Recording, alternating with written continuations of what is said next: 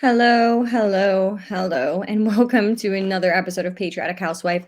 Right now, guys, I want to go over, I don't know if you guys follow him, Baron Coleman is a YouTuber who has introduced the Google trend search that has gone viral all over the place, Twitter, YouTube.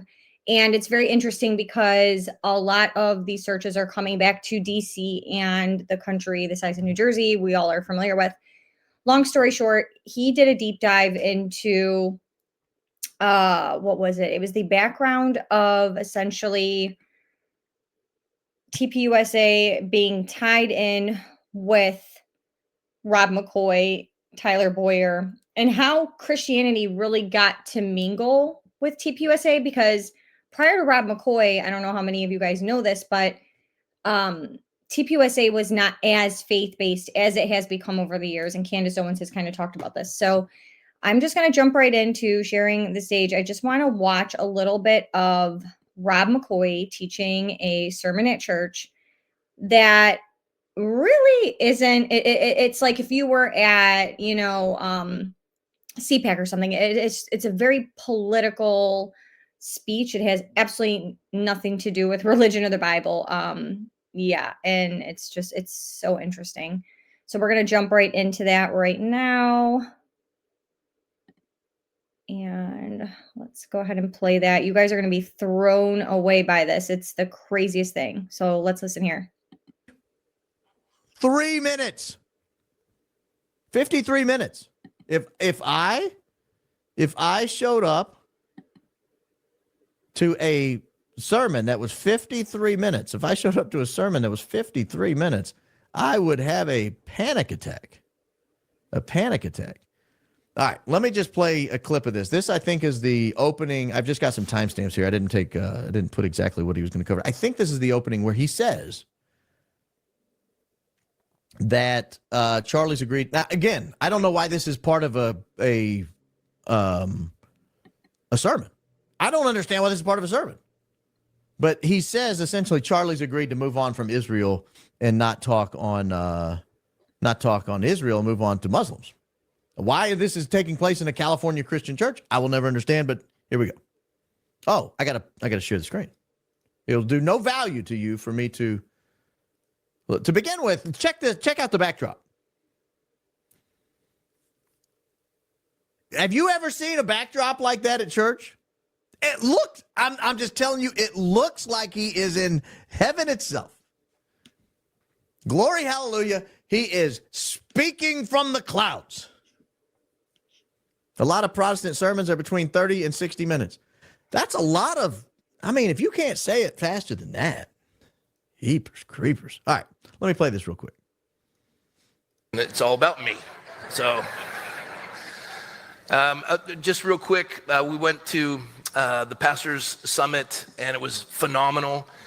Charlie has now pivoted with all the struggles and the division over Israel in the body of Christ, and now he's focusing on Islam, and he's taking on Islam, which is phenomenal, but his death threats have increased exponentially since that time because it is a religion of peace, and it's. Why did Amazon send me $20,000? Because I. All right, sorry guys, we're just going to mute that until we can skip it. Pause you because I maybe I didn't give enough background. This sermon is called Endeavoring for Unity or something like that. Let me back it up and see if I can figure out what it's called. Yeah, Endeavoring for Unity. You see that right there? Oh, I've downloaded something for you people. Check this out. You see that right there? Oh, you don't see it. Oh, man, it's not coming across. On my screen, it's a giant green bubble where the mouse is, but on your screen. Set up that Charlie is endeavoring for more unity to stop talking about Israel, but he's getting a lot more death threats now. What? Exactly. What are you talking about? Exactly. What are you talking about, and why would you say that? Unless you're setting something up. And guys, I'm going to pause Baron Coleman right now because it's true. Like, what does this have to do with church, like I said earlier, and what stage are they trying to set up? It's just interesting that would be talked about at church. I'm a Christian. I've been going to a Christian church for a while. We never talk about stuff like this. I mean, it's appalling. you're setting something up. I don't want to turn it any louder, so I may get closer. I continue to see your comments over there. Let me play this little clip here, and I might pause it in the middle of this. I've got it time stamped out, but I might pause it. Ladies and gentlemen, we're just getting into the bizarro world. Like, we are just entering bizarro world. This is why I think Catholics keep their homilies to under 8 minutes. Because when you go for 53 minutes, sometimes you admit to conspiracy to, well, sometimes you say too much. And when I was sharing the last time I was with you all, I was talking about 18 million Jews as opposed to 2 billion in Islam, and over 50 nations. And somebody got up and walked out in the first service. I didn't see it. I wasn't aware of it. But it was a sheepdog who... Real quickly, why is he talking about 18 million Jews versus 2 billion Muslims in a Christian service in California? That's what I don't understand. It's obvious, because I've not watched a lot of these homilies he gives, but it's just, sir, I'm sorry. And but I also, he pointed out, he says, I also understand that young people, 18 to 30-year-olds, just are struggling. In the 1950s, 50% of 30-year-olds were married and owned a home. Today, it's 8% of 30-year-olds. It's hard to live here. They're either going to pursue Christ and change the country, or they're going to embrace Mamdani and AOC and embrace socialism to burn it all down. Because there has to be radical transformation economically to rebuild this country.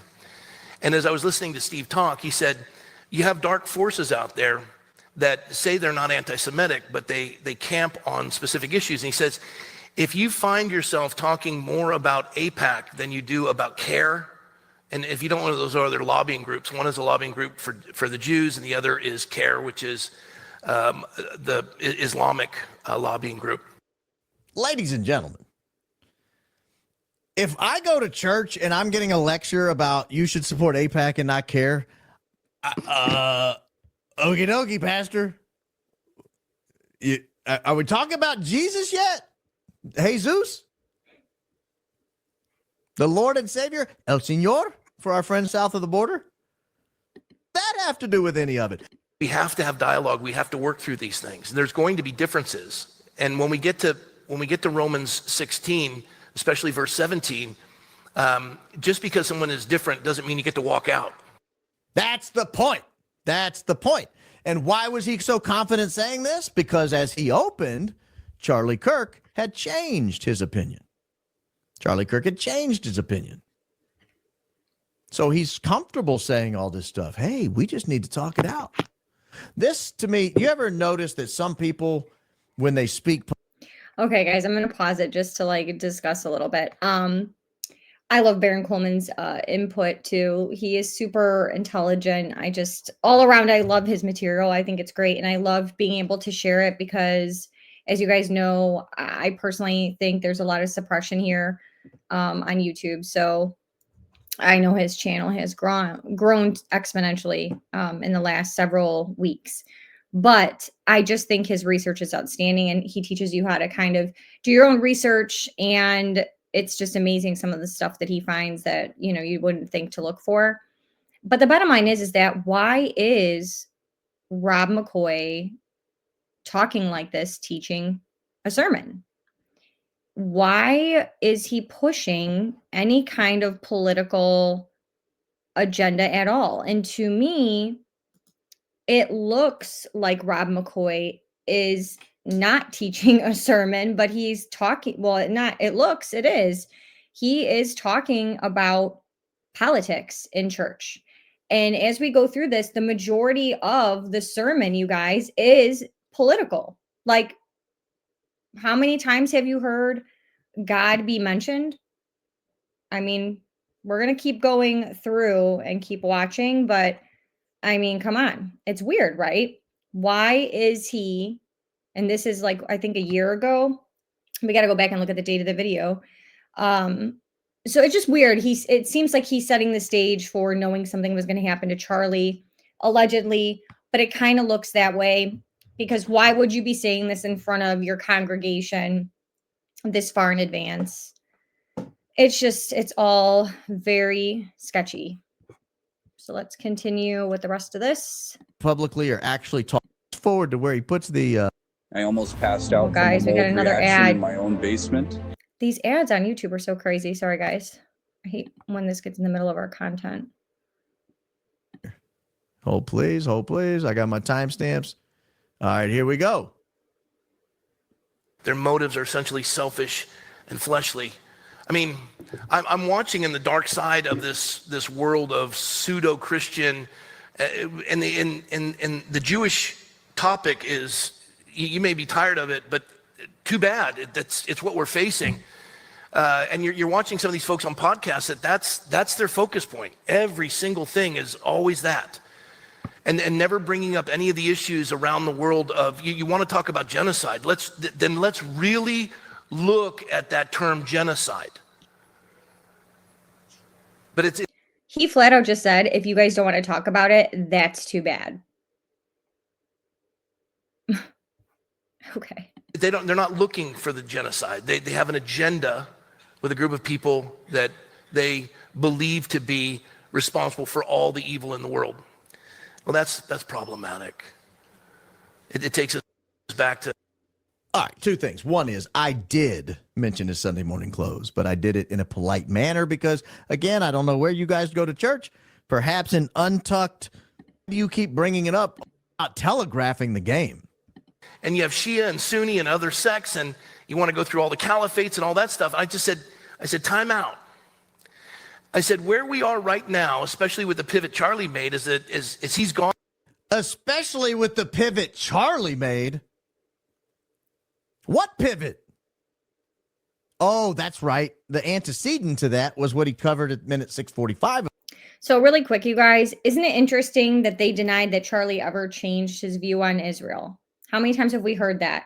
Charlie never changed how much he loved Israel, never changed his support, never. And then here he's saying Charlie pivoted. So which one is it? And this is the thing about Rob McCoy, apparently, is he can't tell the truth in any way, shape, or form. From my son had blood all over him. My son just, had his wits about him. And he, It's just constantly with Rob McCoy. You guys, it's constantly hypocrisy. It's constant lies. It's never the truth. It's wild. I don't even know who could sit in his church and listen to him spew such bullshit. Of the sermon, which is Charlie has decided to stop talking about Israel and focus his intent instead on the evils of Islam. And so he invites James Lindsay in.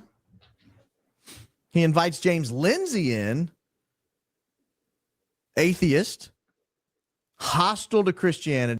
By the way, any church allowing an atheist to come in and talk, that's a little crazy, right? Am I the only one to say that? I mean, I don't even surround myself with atheists. Like, if I find out that you are an atheist, I literally remove you from my life.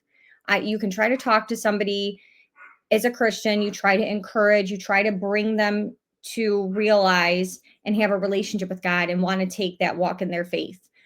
But you cannot force somebody. And at some point, you are dealing, especially I've seen in certain experiences, when someone's demonic, you're not supposed to try to fight them on it. You're not supposed to try to pull them out of it. That's not my job.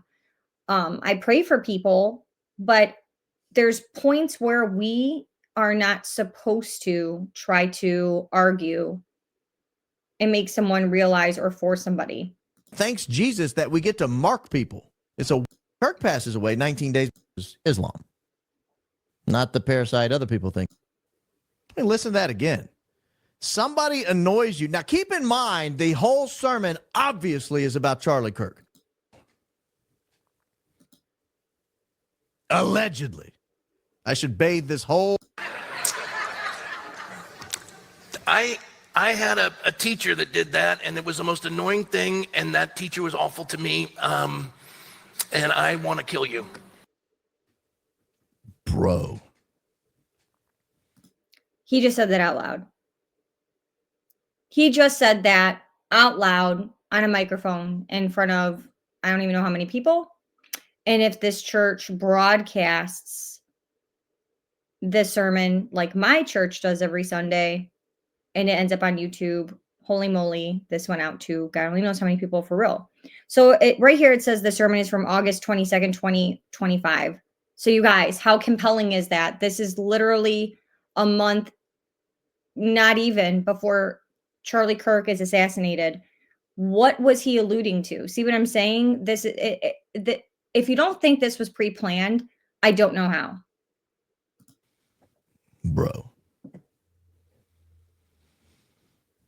I have no explanation to where that would be an innocent part of this sermon. 53 minutes and 35 seconds is how long the sermon is. 53 minutes and 35 seconds. And I don't think we're going to make it through 53 minutes. I know we're not going to go through 53 minutes. I just wanted to show you guys and let you guys listen to some of it, because it just goes to show there was a political agenda on that day. There was a political agenda to try to guilt people into politically thinking a certain way and making sure that they don't change their views towards the small country of New Jersey. It's always done like this, right, guys? It's always this way of trying to guilt you into feeling a certain way, or shame you, or you know what I mean? And it has to come from God. God wouldn't want you to do this. Charlie wouldn't want you to do this. This is what Charlie would want you to do. This is what God tells you to do. And in reality, it's not what God or Charlie would want you to do, but they paint it like that, because a lot of people have religious guilt. You want to do what God would want for you. You want to do what's morally right. So if they tell you X, Y, and Z, it's like a brainwashing, you guys. And this is where reading the Bible and having discernment is so important. And I say read the Bible because my husband brought up a great point to me, because I at first would ask a lot of questions like, oh, well, what do you think of this? Or what do you think of that? And he would say, well, every time you read a verse in the Bible, you feel differently, or you have a different thought, or it reads differently. And then the more I would talk to people in church or from church, it's true. You could read a verse 5 times, and each 5 times the interpretation is different, right? And that's God's message to you. So everyone's interpretation is different. But this is his way of, no, this is what you should think. This is how you should think. This is exactly what it says. And yeah, that is what it says. But God isn't talking in the Bible about any type of politics and political stance towards Israel. So Of it is about Charlie Kirk. It's about Islam, and it's about Your man melons aren't permanent. You just have. here we have another ad, you guys. But it's very interesting that that's his way of going about this. I think it's really sick. And if it gets to 1 or 2 offenses and they're not willing to resolve it, and if allegedly. I should bathe this whole video in allegedly. And honestly, allegedly. I don't doubt he's a litigious man. Or murderous. Either way, I don't want a piece of it.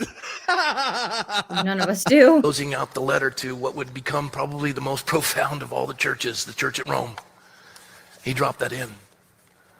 He said, I beseech you, I beg you, don't allow division or offense. Work through it, resolve it, and if it doesn't, just put a mark on them. Put a what on him, bro? If you can't work out the division, put a what on them, bro? What did you say?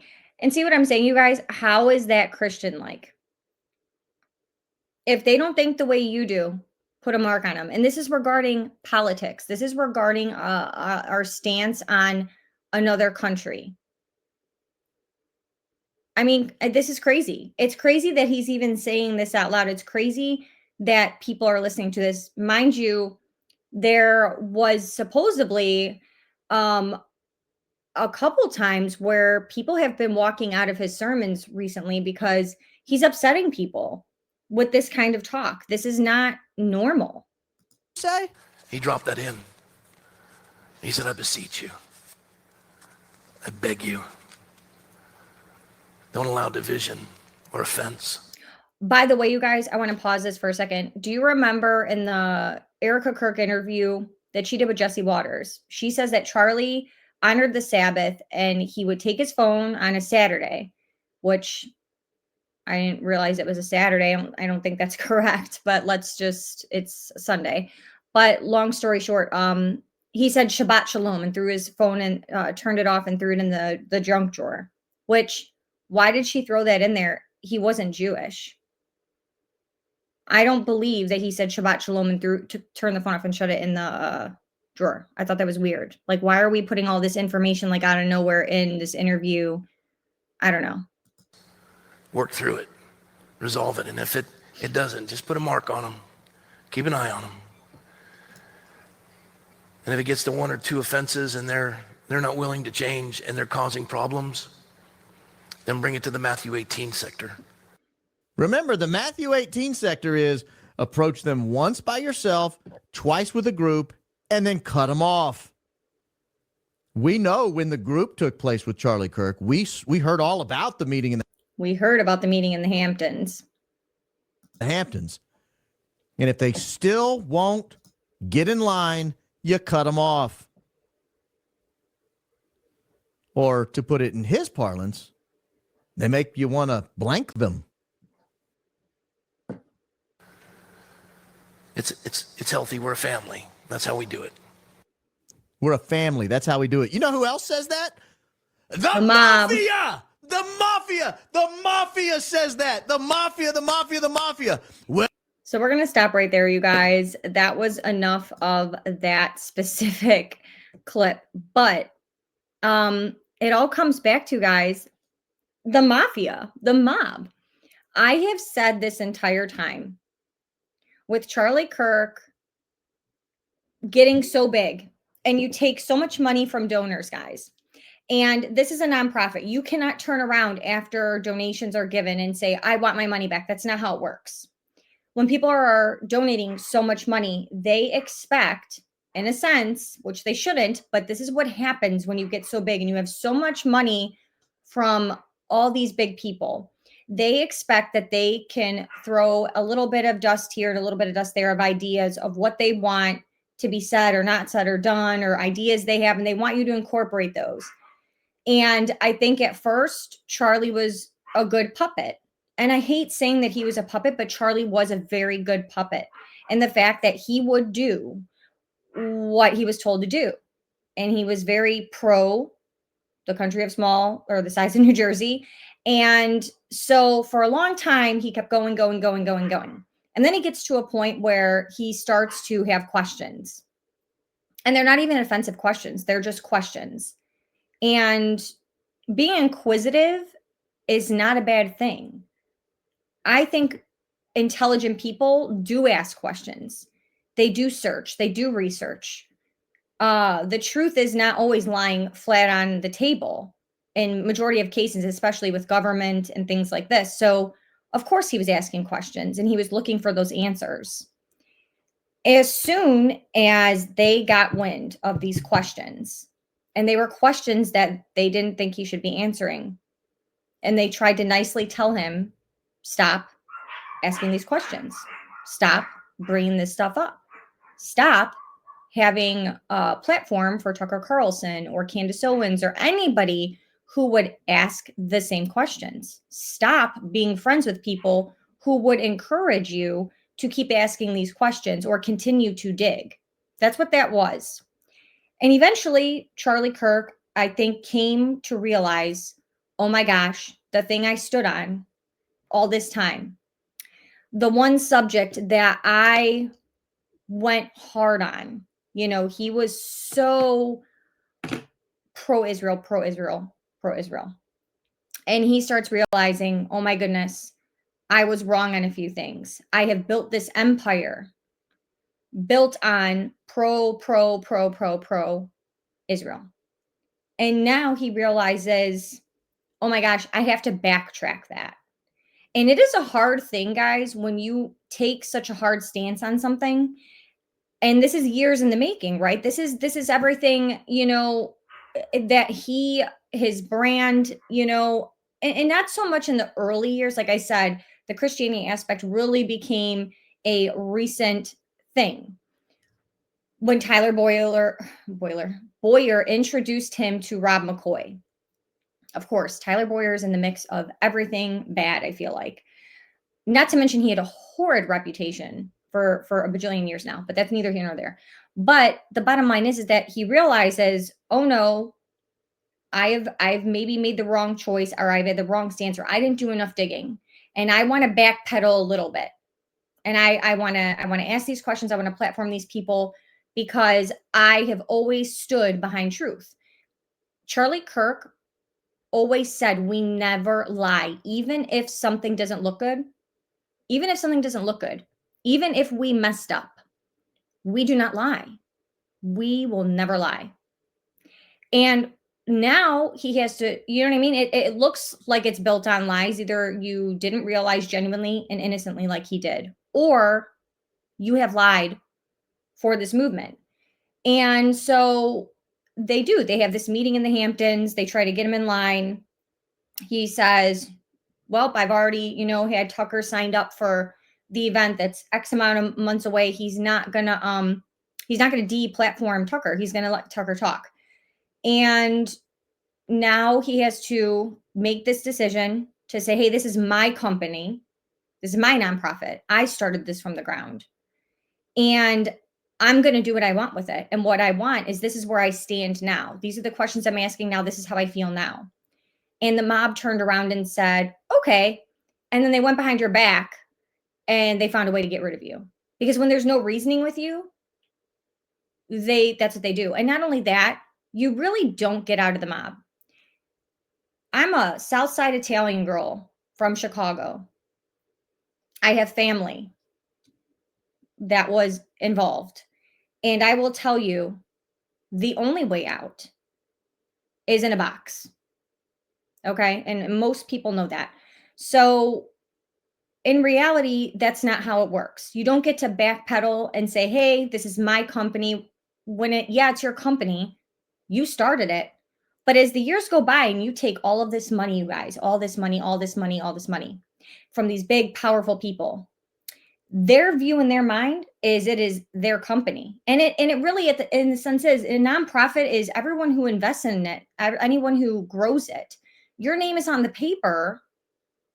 If money laundering gets brought up with it, yes, you are liable. But at the same time, everybody has poured into that foundation. Everyone is a part of that foundation's success or failure. It's the reason why you have donors, people who believe in your cause, that are willing to donate money and have fundraisers and have events to grow that. And when you get that big, this is what happens. People feel entitled, and you're dealing with powerful people, and powerful people do not like the word no, do not accept the word no. The problem is the people weren't just powerful. They had connections to make other things happen. In some situations, you got a powerful person, but they don't have the pool with the right people to make certain things happen. But these people in particular, whoever was involved in this, and I believe this is way more than one person, I think this is going to turn out to be tied to so many people. It's going to probably be unbelievable, because a lot of people believe there's no way that you have this many people involved, because if it was an operation and there was this many people involved, that's not how the CIA would do it. Well, I have news. I don't think the CIA was the only one to do it. Okay. My personal opinion is, I think that Tyler Boyer and Rob McCoy came into the fold. Well, Tyler Boyer brought Rob McCoy into the fold. And I think it was a matter of Rob McCoy being told, this is all allegedly, this is just my speculation, that he was told, hey, we're going to get rid of him. There's nothing you can do about it. Okay. He's got to go. And we're going to use Mikey's face to take over TPUSA. And then I think it was relayed to Mikey what was going to go on. Whether Mikey was his friend or not, whether Mikey wanted it to happen or not, it is a matter of, this is going to happen, or the same thing's going to happen to you. You can't tell these people no. So I think, obviously, we saw with Candace Owens, the Egyptian planes are involved. You had 12 Israeli phones there, all these different things. And what I personally think is from there, whatever operation happened. I think majority of and this is allegedly again, most of the crowd was crisis actors. Most of the crowd, I mean, look at the interviews, guys, where not one interview was done with an actual UVU student. Mind you, this was only approved, what did Candace say, like a month prior? And they only did the advertising for it starting 2 weeks prior. So why do we have so much of the general public there? And if you were going to have so much of the general public there, why was security not at an all-time high? Because when you start to have these invites where the general public can come in, there's no manifest, like no one bought a ticket and had to register for it. So we know who was there. Why would you not have ambulances, more security, covered rooftops, more law enforcement? I understand that they say that particular law enforcement department is small. There are other local law enforcements to coordinate with. That happens all the time. So why didn't we bring in other measures? Then you hear these rumors of, oh, well, UVU was going to cover the security and then they didn't. Well, then they're financially liable, in my opinion. And why did they not do that? So I think we have people are brought in. You have all these crisis actors. Obviously, CIA is involved in that aspect. And then I think that it was between the CIA and the FBI to bury what actually happened. That's the truth. That's exactly what happened with JFK. This is what's going to happen. This is what we have on you. And what they do is they blackmail the FBI. They blackmail anybody. You're going to do what we want, or this is what we're going to put out there. And so this is what happens. But it takes multiple agencies. It takes multiple people. It takes multiple individuals. And that's what I believe happened. I think Egypt and Israel have a good relationship, and it all came together. And then you have our 3-letter agencies that bury the story. Just keep burying it and burying it and burying it. Stop talking about it. Accept the narrative. Bury it. And that's what you have here. Whether we get the truth or not eventually of what actually happened, I don't know. I do know, though, that everyone just looks a little too happy, a little too cushy. It's not vibing for me, and it hasn't vibed for me since day one. And the fact that the amazing Mikey McCoy is brought up in all these videos and all these speeches and all these things, like, it couldn't be any more clear that they are literally pedestaling him up to take over. And when you watch the videos of his behavior that day, you guys, he had to know. He had to know something was going to go on. There's hardly a flinch, if any. He pivots and walks calmly. The covering the ears isn't even a thing because the phone never left his ear. So you're not going to do that. You're just not. So many things that day. And I believe that, at some point when you are told, hey, this is going to happen and there's nothing you can do about it. I mean, what is even let's say if Rob McCoy allegedly was okay with this, okay, because they have a lot financially to gain from this. Then what? I mean, he can go to Mikey McCoy, Charlie's supposed one of his closest friends.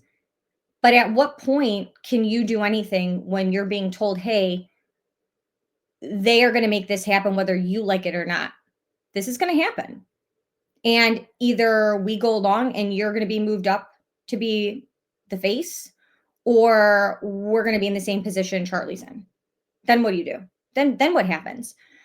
So I don't know. Think about what I said, you guys. Let me know in the comments. Be sure to like and subscribe to the channel. It's free. It helps me. It helps the channel. Please share this video. Let me know what you guys think about my theory.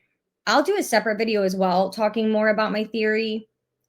And I'll go into more detail of exactly how I think intelligence agencies and foreign agencies and government, things like that were involved. But the bottom line is that watching this video with Baron Coleman showing this church sermon, let me know if you guys think that makes you ask questions, because I have a lot of questions. Why not even a month before this happened is he talking like that about Charlie Kirk and church instead of teaching a church sermon?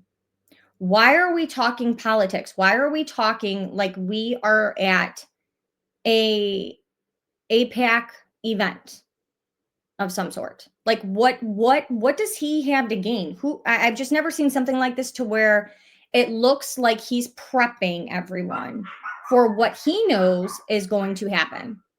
And to say either people agree or you should be killed is mind-blowing. So either get on our boat or we're going to toss you overboard. Exactly what I'm talking about. But I do believe, this is my discernment, is telling me that Rob McCoy is a bad apple. His demeanor gives me the ick. It looks pompous. He looks like he just loves himself. You could see it in his face. He oozes ignorance.